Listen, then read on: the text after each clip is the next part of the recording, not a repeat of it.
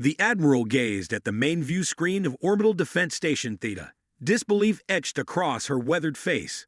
The ship that had just materialized at the edge of the solar system couldn't possibly be the UES Pathfinder. That vessel and its crew of 43 had vanished without a trace during humanity's first experimental full space jump 15 years ago.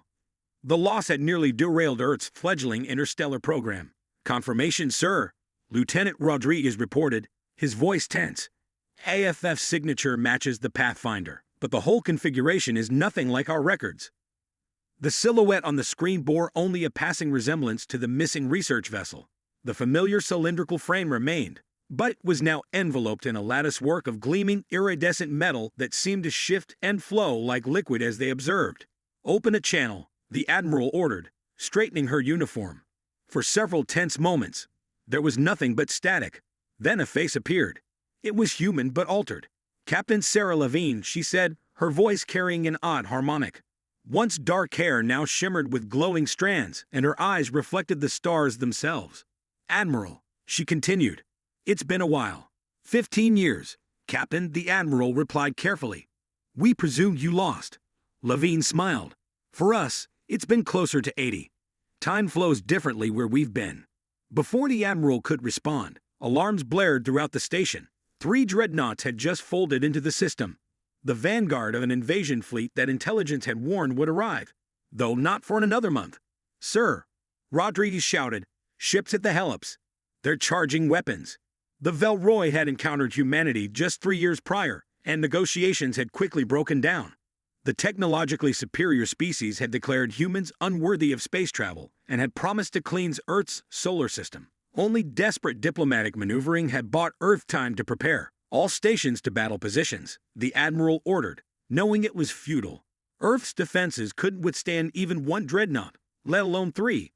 "Admiral," Captain Levine said calmly from the screen, "please stand down. We'll handle this." The Pathfinder accelerated toward the ships, covering the distance that should have taken hours in mere seconds. "What are they doing?" the Admiral whispered. The Velroy opened fire with graviton beams, capable of tearing a planet's crust apart, targeting the comparatively tiny human vessel. But the beams never connected. They simply vanished as if swallowed by the void itself. "We learned a few things during our absence," Levine explained as her ship positioned itself between Earth and the invaders. "The universe is stranger and more wonderful than humanity ever imagined." The Pathfinder's lattice began to pulse with energy patterns that defied analysis, and space itself seemed to fold around the ship, creating visual distortions that made the Admiral's eyes water. "What happened to you out there?" she asked. "We fell into a pocket universe," Levine replied. "A place where what you call physics is more negotiable. The beings there taught us how to speak to space-time itself." The Velroy ships fired again, this time with their full arsenal. But again, the attacks disappeared before reaching their target. Then the Pathfinder responded, not with weapons, but with a pulse of energy that rippled through space like a stone dropped in a pond.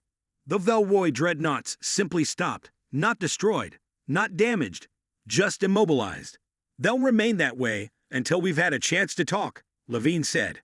"Admiral, request permission to dock and debrief. We have much to share."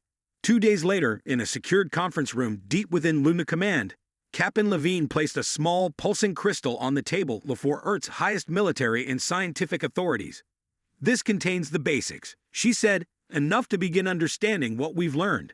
"And what exactly is that?" asked the Secretary General. Levine smiled, the starlight in her eyes twinkling. "That humanity was never meant to simply survive among the stars, but to thrive there. The beings who helped us. They've been watching us for millennia. They believe we have something unique in adaptability, a perspective that the universe needs." The Admiral studied the crystalline object, "and they'll learn what we learned." Levine replied, "That the universe is vast enough for all of us, and that humanity makes a far better friend than enemy." As the crystal began projecting equations that rewrote physics as they knew it, the Admiral realized that humanity's place in the cosmos had just fundamentally changed. The Pathfinder hadn't just returned. It had brought back a future no one could have imagined.